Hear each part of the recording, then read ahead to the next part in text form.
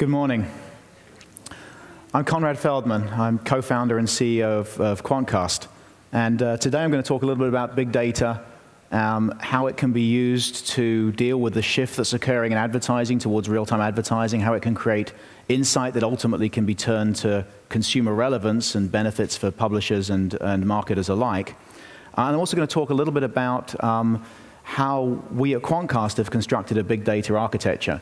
I know that there's a sort of a range of expertise and job descriptions in the room, people who are marketers, people who are media buyers, technologists, and some data scientists. And I'm going to try and touch upon things that will be relevant to all of you and hopefully bring everyone along as we go through it. So I'm going to discuss a huge shift that's taking place in the industry, real-time advertising, and why this necessitates the use of big data solutions. And also, we'll get into some of the implications that come from that as you apply big data, how you generate insights, and how even some of the fundamental sort of standards, if you like, the status quo of media buying needs to really change in a world of real-time advertising. Just by way of a brief introduction, how many of you have heard of Quantcast? Excellent. So, and I'm sure many of you have used our measurement solutions. We actually offer measurement and advertising solutions. How many have used or even know about our advertising solutions? Okay, far fewer of you. We're going to improve that today. Very briefly, we operate the world's best audience measurement service. It works by using a measurement tag that's embedded in digital media content. It works for any publisher of any size. You know, it could be an enormous media organization or an individual blogger, for videos, for advertising campaigns, you know, even for networks and distributed content. What's unique about this solution is we collate data from literally well over 100 million web destinations and pool it and apply analytical techniques to understand not just how many page views there were, but actually understand the characteristics of the audience, their demographics, their interests, their use of mobile devices, even the businesses that they work in. Our advertising solutions, and this measurement solution is free for everyone. We do charge for our advertising solutions. What they do is use this sort of information to create real-time relevance, both for performance advertisers using inventory and real-time bidded exchanges, and also for brand advertisers working with premium publishers and premium networks who can overlay data to combine, you know, rich content with rich audiences. A big shift is taking place in advertising. Display advertising is shifting to being truly real-time. And this has some profound implications. To date, most of the real-time advertising activity and benefit in online has gone to search. Consumers spend less than 4% of their time, all of us, we spend less than 4% of our total online time engaged in search. Yet search accounts for, in most markets, close to or more than 50% of all of the online budgets that are spent. Why is that? Well, it's because search is an incredibly effective way of creating relevance for the consumer and therefore performance for advertisers. And it's so effective because measurement and advertising, you know, aren't distinct. They're two sides of the same coin. An individual search query is measured, it's interpreted, the context is understood, and then the advertising is selected individually for that individual consumer in search to create relevance. And it performs incredibly well, and it's why so much of the current spend online is in search. However, search growth is slowing. In many cases, costs per click and so on have reached the point where there's no incremental margin contribution for the advertiser, and advertisers want to continue to reach people online. People are spending more time online. And the opportunity to really grow the effectiveness of online advertising exists in this other 96%, the rest of the time that we spend online. And that's where display advertising and video advertising really comes to the fore.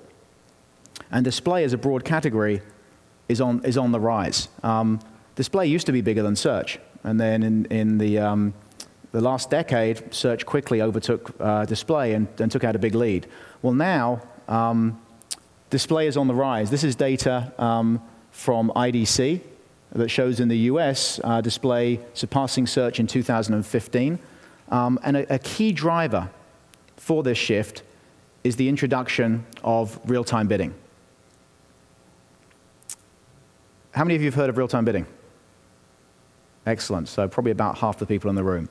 So real-time bidding is the most visible sign of the growth of real-time media. You know, it's still less than 3 years old. RTB is growing at a phenomenal rate. Look, it's only one incarnation of true real-time media, but it's an important one, and it demonstrates the potential of real-time advertising to create compelling experiences and relevance for consumers, and great performance for publishers, and great performance for marketers, and great yield for publishers. This is data from IDC that sort of shows growth of real-time bidding in the US to a little over $5 billion in 2015, which would represent 27% of the display market. That would be 27% of the dollars. Likelihood is that would be the majority of impressions. And actually, there was more recent data released, I think, just last week from IDC, showing the global market for RTB in 2016 at over $13 billion. So this is a big market, and one that's growing very, very quickly. So about half of you have heard of RTB. And what's so profound about real-time bidding is the level of granularity that we're able to make in terms of the use of impressions and how we value them, but also the fact that the media itself is data. And you have to consider it as data equal to all of the other data sets that you might utilize if you're going to extract full value from this environment. So those of you who have heard of RTB, how many of you know how it actually works? Far fewer hands. Barney, you don't count. It's my colleague from Quantcast here. So I'm going to just take a couple of minutes to explain RTB.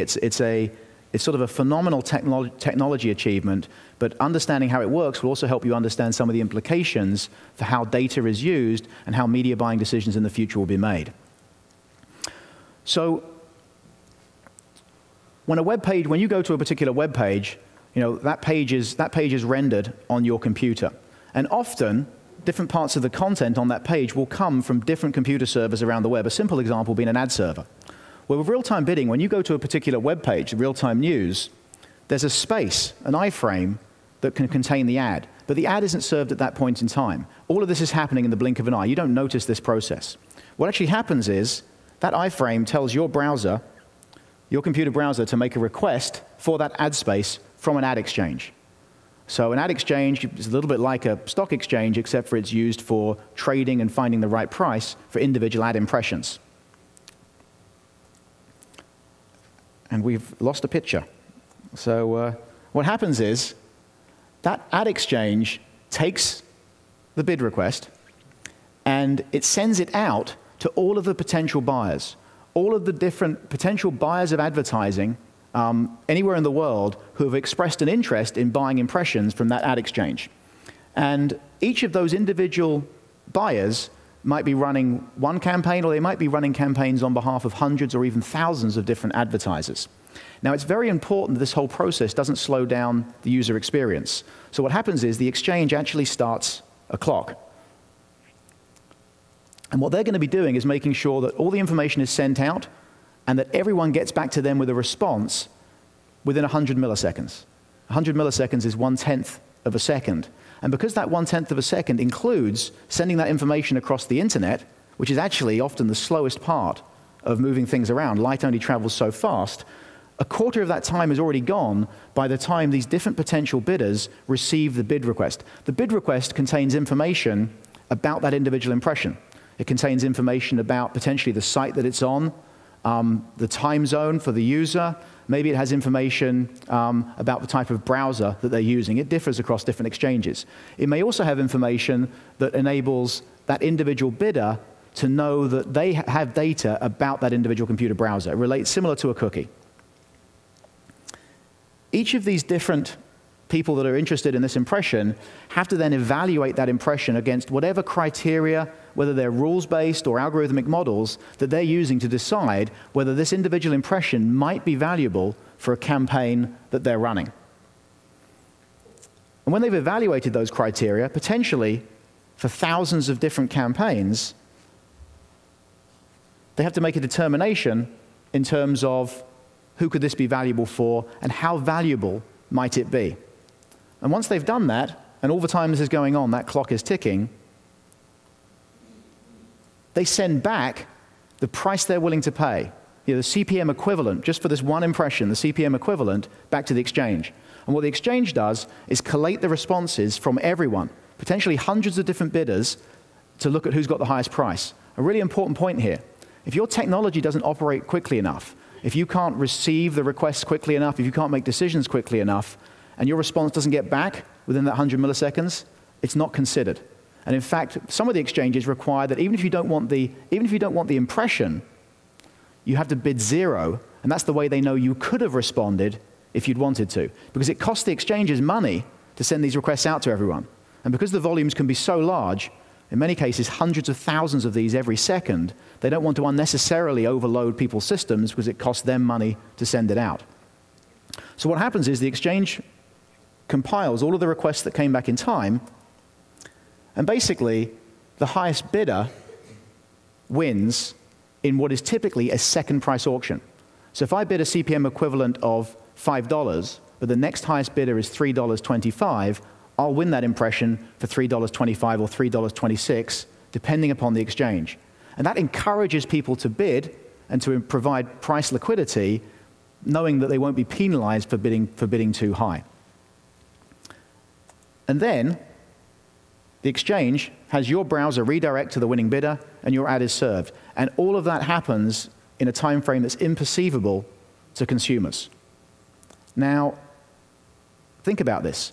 Thousands of different buyers competing to pay the highest price to show an ad for an individual impression. If you can consistently pay the highest price for impressions, you must be creating more relevance for consumers. This is just like search. And it's no coincidence that the world's largest search engine also operates the world's largest big data infrastructure.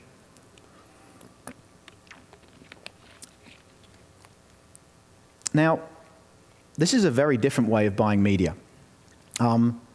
This is a big difference between making decisions over the space of a few weeks about which dozen out of a couple of hundred magazines you want to buy for a campaign, or even which 20 websites you'd like to buy on a random rotation. Now we need to make decisions about hundreds of thousands of impressions per second. Right now, there are hundreds of thousands of impressions being auctioned every second all around the world. Any one of those could be relevant, and you have to be able to assess all of them to pick the subset that are going to be most relevant to drive performance. That creates a lot of data. If we're moving from making decisions about a handful of different media properties to making decisions about hundreds of thousands of impressions every second, that's not something that people can do. And this is why we need to use computers to help us make effective decisions in these sort of very fast-paced environments. And what do we want these computers to do? Well, advertisers, we're in the needle in the haystack business. We want to look through all of these impressions every second on a continual basis, maybe over days, weeks, or even months, and pick the combination of impressions that are going to drive the best performance. That's hard, because there's an awful lot of hay that we've got to look through. There's a huge amount of media choice and a huge number of impressions. People just can't deal with this volume of data and decisions and respond in the required timeframes. So, but for very high-speed decision-making in somewhat narrowly defined domains, computers can be very, very effective. In fact, so-called artificial intelligence has been besting or at least aiding us humans for quite some time now. Who remembers this? 1997, Deep Blue, a computer system using artificial intelligence, beat Garry Kasparov, the world chess champion. Deep Blue, in that game, this is, remember, 15 years ago, evaluated 200 million positions per second. No human can do that. Not Einstein, not Bill Gates, not even our presidential candidates. This isn't a competition anymore. Our computers can process more data more quickly and with greater accuracy than any machine ever invented. And they've been used for a wide variety of tasks. Medical diagnosis, driving cars on their own. This is Google's self-driving car. They can help us find the right music. They can pick stocks for us. They're even helping us play games. And when they're not helping us play games, they're beating us at them. So you may remember this. This is another IBM computer, Watson, beating the various champions of Jeopardy. Now, for reference in these games, and what Watson was doing was interpreting natural language questions and responding and looking at a huge amount of information to select the right answer. For reference, Watson wasn't connected to the internet, had access to about 4 terabytes of data for making these decisions. So keep that 4 terabyte number in mind. We're going to come back to it in the context of advertising later on. So we have machines and algorithmic processes that can make intelligent decisions. So we just have to point them at the right data, right? Well, algorithms are only one part of big data.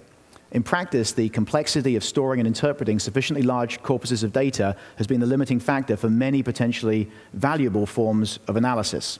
And this is really where the other parts of big data, the technology stack, really comes into play.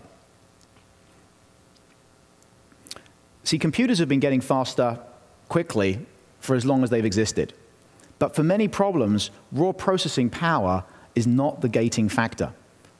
Your ability to store data, the throughput at which you can actually access that data repeatedly, the ease at which you can actually crunch these numbers and provide useful analyses have all restricted progress, not to mention the number of data scientists who can actually use these tools effectively to generate actionable insights.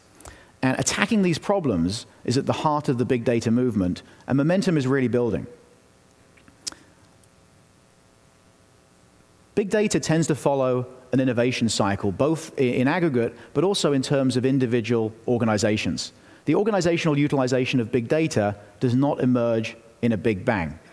It's an evolutionary process in which the various aspects of successful utilization drive and complement one another.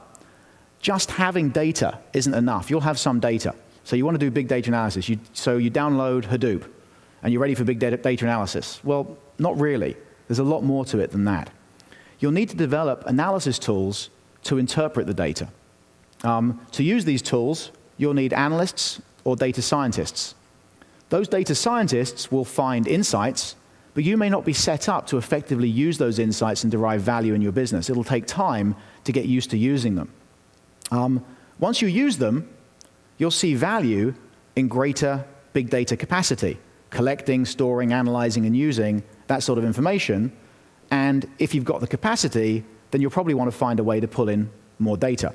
And that could drive continuing levels of innovation. It's something that happens in the industry in terms of our ability to handle larger and larger data sets, but it's something that happens in every individual business. There's a real cost associated with big data, and it takes time to find the way to extract the maximum value from that. There's a case in this month's Harvard Business Review that specifically talks to a number of these aspects, and they talk about sort of 5 key areas that organizations need to focus on to get value from big data, and those are leadership, talent management, technology, decision-making, and company culture. And the idea here is just because you can generate insights doesn't mean they're actually going to deliver value day in, day out to your business. Yeah, sure. Leadership, talent management, technology, decision-making, and company culture. And there's a case in October's Harvard Business Review with that in. So this is now the technical section of our discussion today. I'm going to talk a little bit about some of the architecture that we use as an example of how big data is being used in advertising and marketing and what those components are. So this is a high-level overview of our data processing architecture. Starting at the bottom here, there are computers. So we operate more than a dozen data centers around the world. Actually, it's a little more than 15. Since for much of what we do, it's important for us to be geographically close to web users and the various organizations that we work with. I mentioned earlier that one of the gating factors in making real-time decisions on the internet is actually the speed of light. And so it's important that the servers that are making decisions associated with a particular user's computer experience are actually located close to them. And there's a level of expertise required in terms of how do you manage multiple servers that together exist in different locations and need to operate as a whole service. So we actually operate our own content delivery network and our own traffic management software to do that.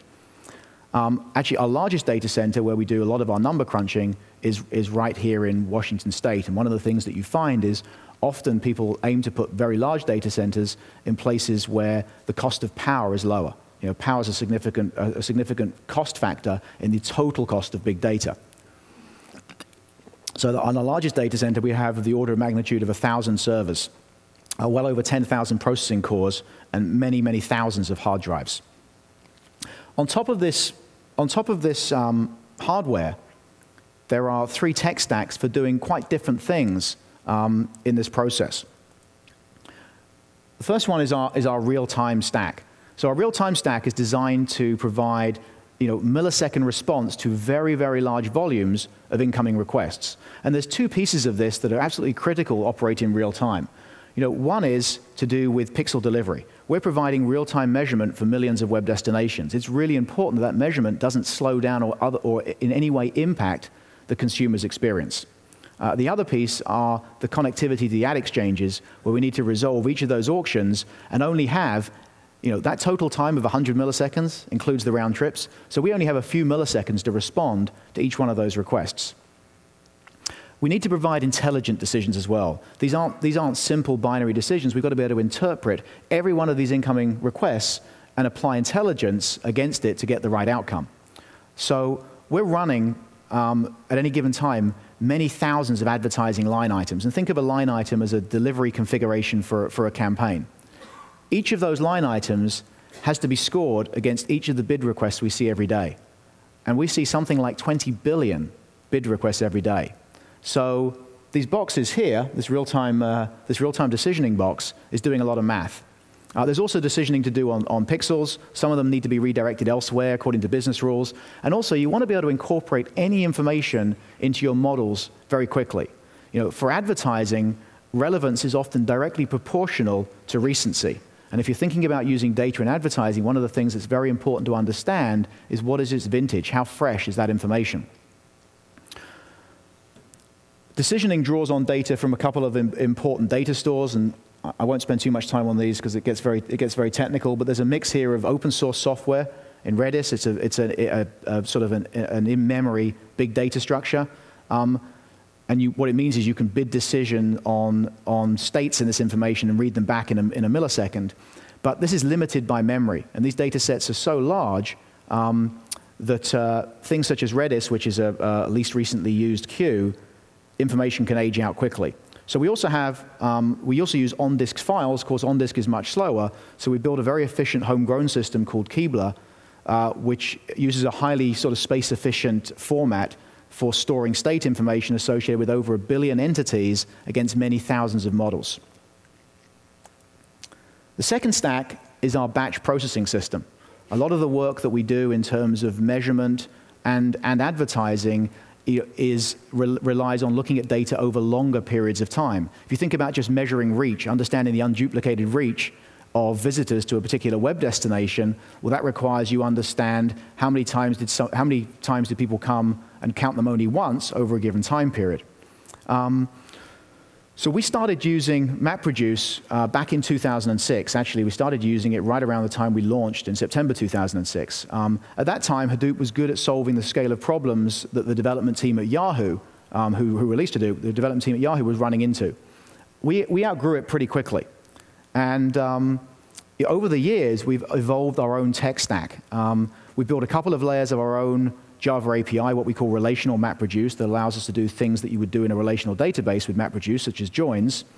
Importantly, we also built our own file system. We actually released this to open source a couple of weeks ago.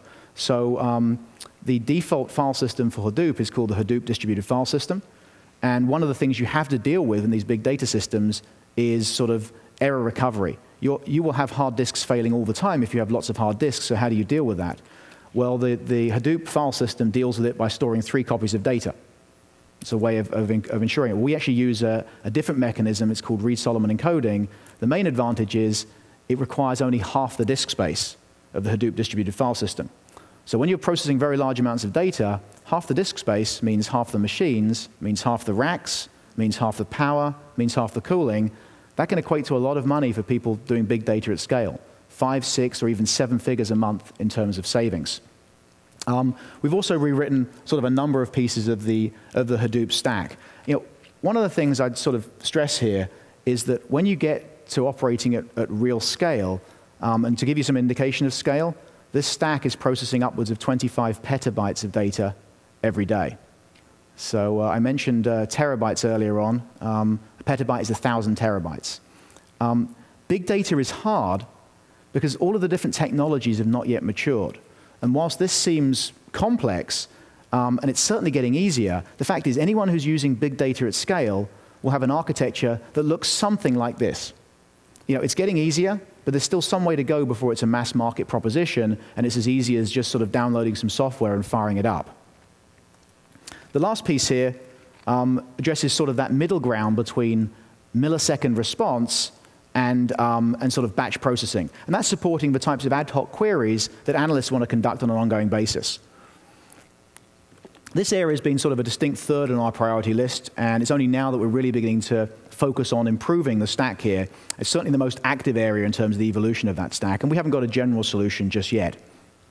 But one of the things that I'll stress here, which is absolutely key to big data permeating organizations in a sort of a day-in, day-out fashion, is, you know, we're not really showing corporate IT on this slide. But conventional data processing happens in relational database management systems. And it's very important that all of the systems of record, be it ad servers, CRM systems, ERP, they have to be integrated. And it's a classic problem of big data, is how do you join these systems of record into the analytical processing architecture that you have? To be able to really use data, not just to find a useful insight, but to actually influence processes and to automate the functioning of key aspects of a business, those systems of record have to be tightly integrated into these big data architectures. So why are we seeing the use of big data so much in relation to sort of internet measurement and advertising? Well, in many ways, it may be the ultimate proving ground for big data technology, because the numbers and the need to deal with those numbers quickly are just so massive. To get a feel for this scale, just consider the data that Quantcast, now a 6-year-old company, handles. We handle over 500,000 real-time transactions every second that have to be incorporated. That's not a single peak. That rate can be sustained for a period of hours. In aggregate, that's 750 billion new records every single month that need to be incorporated, need to be analyzed for the purposes of measurement, and can be used to create more relevant advertising. And in terms of raw data, that's why I asked you to hold on to that 4 terabyte number in your head. We have about 40 terabytes of new data every day. Every day, there are 10 times as much data as Watson used on Jeopardy coming into our systems that needs to be stored, organized, and analyzed. That's well over a petabyte of new data every single month. The infrastructure to run this is significant. We have over 15 data centers. Our largest data center has 40 racks, and that single data center has something around 1,000 servers. Every day, we're not just looking at new data, we're cross-referencing new data with existing data. Every day, we're processing now upwards of as much as 25 petabytes of data. And to give you a feel about how that sort of peak processing scale has grown, this gives you a feel for our own innovation cycle over the past 3 years. You can see the rate of growth. As an organization is better able to utilize data, then there is justification for continuing to build out the software and hardware infrastructure to collect and process and organize more data. And a big function of how much data your organizations will process isn't just how much data you collect, it's how many data scientists that you have trying to find value and insights in that data that you can use. So, but big data numbers aren't really about the number of machines, the number of records, or even the number of petabytes. It's about the valuable numbers are about the insights that can be created, how it helps us create more compelling online experiences, and how it can help us understand our world a little better. You know, for example, perhaps we want to understand a little bit more about the people who buy shoes online. Big data can tell us the types of websites we're more likely to find those people on. And this is a very natural question that we might ask. But big data can also uncover other relationships that may not be immediately obvious, but when considered holistically, can create a more rounded understanding and better consumer experience. So, you know, given that we're right in the height of election season, how about comparing online shoe buyers to their political affiliation? And you can see, if your stated political affiliation is a Democrat, you are more likely than average, quite a bit more likely than average, to buy and visit shoe shopping sites and buy shoes online. If you're an independent, you could go either way. And if you're a Republican, you're actually less likely than the internet average to buy shoes online. Big data can also help us understand patterns of online behavior in aggregate, which start to become very important to how we think about media buying. So I want to take an example here of looking at the concept of people that click on ads and people who ultimately convert online for campaigns. The click is very widely used in advertising. And if you think about, I started off talking about how often the majority of online spend was in search. The expected consumer behavior when we search is to click. You know, when we go to a search engine, we expect to click on something. And therefore, the click is a really, really good measure of relevance and ultimately performance. However, in that other 96% of the time we spend online, you know, checking the news, looking at the weather, as many people have been doing in the last couple of days, you know, reading email, talking with friends, watching videos, we're not expecting to click on anything when we do that. And in fact, it turns out that the vast majority of clicks on the web come from a tiny subset of individuals. Well, why is this important? It's important because as we increasingly use computers to make decisions for us online, we've got to make sure we point them in the right direction. You have to be careful what you wish for. If we run a campaign where we're looking to find clickers, we will find clickers. That doesn't mean we're optimizing for total conversions. And just to give you an example of this, there are two profiles here. If you're familiar with Quantcast profiles, one of the things that we can report on for an audience is their relative income distribution. And what you see here at the top is a profile that skews towards low income. By the way, these two profiles are both for the same online retailer, just for different subsets of their audience. The bottom profile here looks quite different and skews heavily towards the higher income end of the spectrum. What's the difference between these two? Well, they're both different stages of the funnel and different ways of looking at the funnel. This top chart are the people that actually clicked on the ads that this advertiser was showing online. The bottom chart are the people that actually converted on their website. Now, this is not to say that there aren't people who click and then convert, but what it does say is if you're focusing just on clickers, you're going to end up with less conversions than if you ask the computers to actually focus on driving conversions. Most people that buy products online don't click on ads. Another really important consideration that real-time bidding brings is the ability to actually value impressions individually. And this seems like, you know, just a natural step forward, but it's so fundamentally different from the way most media buying for display has operated historically, and it has some pretty profound implications. This is perhaps the most fundamental change in terms of this shift towards real-time advertising. So with traditional display advertising, the impressions we buy are bought in aggregate and priced as a whole. Now, of course, each of those impressions actually has different value for a given campaign, but you don't know about that value till after you've bought the impressions. So when you're making decisions, once you've selected the media partners you want to work with, the thing that really matters at that point in time is price. You see, if we look at a chart where we look at the CPM that we're paying along the x-axis and the effective CPA that those impressions at different prices would deliver, we end up with a perfect relationship. And so what it means is once we've selected to buy from partner X, if we can reduce the CPM, we're guaranteed that we're going to reduce the CPA as well. Of course, this leads to a laser focus on cost in media buying conversations. And a key skill of a media buyer is negotiation.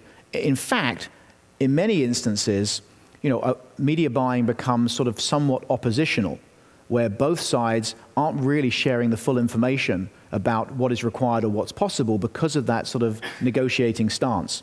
I mean, I'm sure many of you who buy media or who are vendors delivering media, I mean, we see campaigns where the stated goal for each conversion is, let's say, $10. And we're running the campaign and it's at $15 and we're beating ourselves up because we think we're missing the goal. And then our partner says to us, hey, you're the best performer on the plan, here's incremental budget. That's down to the negotiation and not being transparent about what the real goal is. it's not a huge issue in CPM-based campaigns. Obviously, your media partners are probably beating themselves up, but you carry on and you just evaluate how each of them is doing relative to each other. But think about that in a world where we move to actually pricing on the outcome, not on the impressions. And let me give you an example. So real-time is different. The impressions are bought individually. Not only are each of the impressions of different value, but you can actually choose how much you would like to pay for each impression if you want to buy it at all before it occurs. And if you don't want it, you don't use it. They're priced individually, and the difference here is quite significant. This is an example from a travel campaign. Same axes as before. What we see now is something quite different. You'll notice here that, in fact, higher priced impressions result in a lower CPA. Well, why might that be? Well, think about it. For an individual impression, you've got to think about, is it the right person, is it the right environment, the right context, the right time of day, the right device? All of these factors have a big impact on whether an individual impression actually delivers value and the extent to which it's likely to do so. This chart does not say pay more for every impression. If you do that, you'll do worse. It says pay more for impressions when they're more valuable. But notice, this relationship is very different for the one that we see in aggregate media. And this is not one campaign picked specially to emphasize this point. This pattern is repeated across all campaigns. There's two very different types of campaigns here. You see exactly the same pattern where the higher priced impressions, as you attribute performance from impressions through to the outcome, actually result in a lower CPA. Now, if access to data and data processing and algorithms and data scientists were completely equal, then maybe these red lines here would be horizontal. But not everything in life is fair, and the future of digital advertising will be determined by those who can most accurately value the opportunity that individual impressions offer to the creation of consumer relevance. So let's just explore why this has such profound implications for media buying. Think about a real-time world where each impression is priced individually. Just think about a CPM. If you pick and negotiate a certain CPM, well, that CPM may be below the point at which the most valuable impressions exist. And in fact, because of that variation, an ideal way of buying media, if you have the right mechanisms for true attribution, is to actually price on a CPA basis.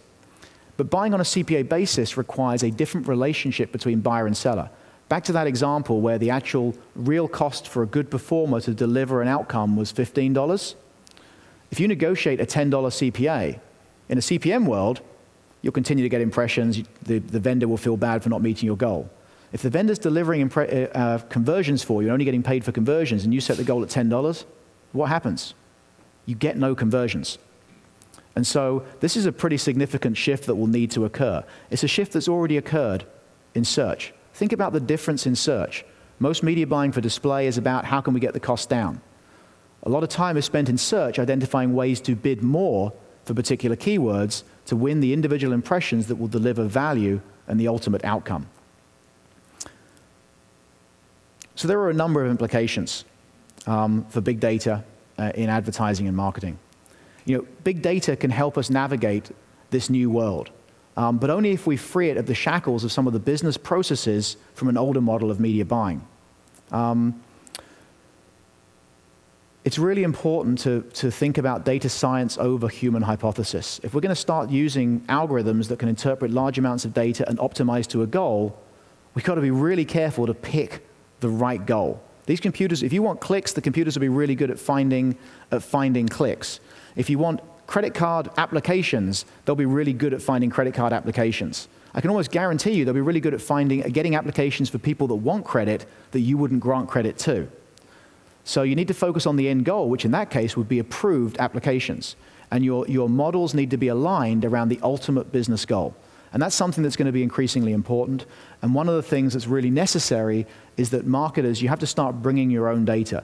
Not just the data from your websites, which obviously tells you who's interacting with your different media assets, but also your own CRM systems, your own posting systems. If you're a credit card company, you know who's actually getting approved. Similarly in telecommunications. It's really important to focus on the good customers so that you optimize everything that you're doing up to that point in terms of the media spend and your plans. As it relates to publishers, I've talked a lot today about real-time bidding. Real-time bidding absolutely provides value for publishers. It helps increase the value of their inventory. But real-time bidding is a catalyst for real-time advertising. It's not all of real-time advertising. And publishers are also now overlaying data to create real-time relevance against their own premium content. We work with dozens of major publishers and premium networks and help them use the insights and the output of big data to create more compelling experiences for consumers. Machines are not to be feared in marketing and advertising. Certainly some conventional wisdom and many of our long-established processes will need to change if we are to sort of make maximum advantage of what we're now able to do. But change is good. And big data applied appropriately breaks us out from what is often a zero-sum game in advertising. With real-time advertising, all parties can win together. Advertisers can generate better scale and performance in their online advertising. Publishers can increase their returns and invest in more compelling free content that we've all come to rely on. And consumers can obtain sort of the relevant, engaging experiences that digital media, like no other, can deliver. Thank you. Are there any questions? Okay. How are you handling quality control with real-time display, both on the publisher and buyer side? So the question was how are we handling quality control on both the sort of the buyer and seller side. So there's a lot of different aspects to sort of quality control relating to, you could start with, is the impression actually coming from a real person? Just as there is click fraud in search, there is impression fraud in display. Again, big data analytical techniques help us interpret those sorts of things.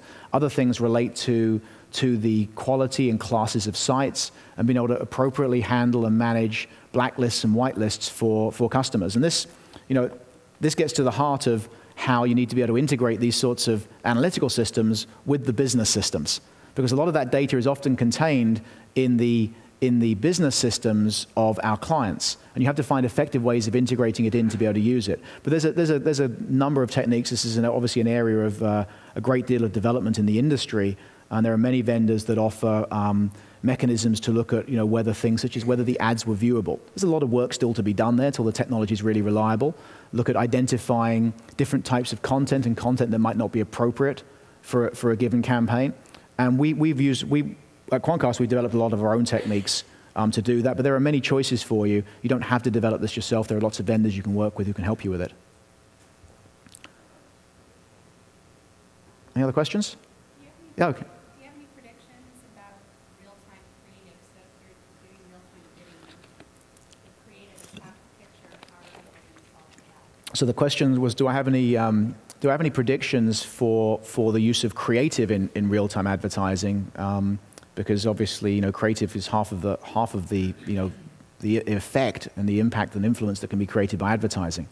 And I'm always loath to make predictions at these sort of conferences when they're captured on video. Like next year and it'll be wrong. No, creative is incredibly important. Obviously, we're very focused on sort of finding the right person at the right time in the right environment. But if you don't present them with something compelling, you're not going to influence them. And creative can make tremendous use of these forms of analytics, both in terms of understanding what is working and how different types of people are responding to creative, but also increasingly in actually dynamically configuring and adjusting the creative in real time.